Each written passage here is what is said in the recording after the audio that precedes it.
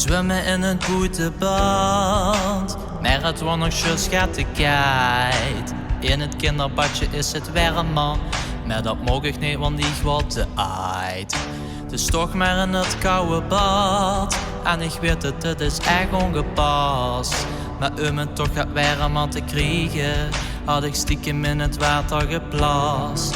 En normaal zou ik dat nooit doen, want het water was zuiver en schoon. Maar opeens kreeg ik krampjes en wordt het water zelfs bruin.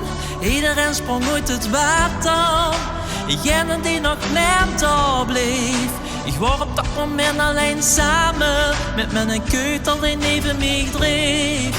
Jong, dat was mij toch gênant, maar ook tegelijkertijd had ik nog niet eens in de gaten. Ik wou mijn zwembroek kwijt. Zwembroek, zwembroek, zwembroek. Hoe is mijn zwembroek, zwembroek, zwembroek? Hoe is mijn zwembroek, zwembroek, zwembroek? Hoe is mijn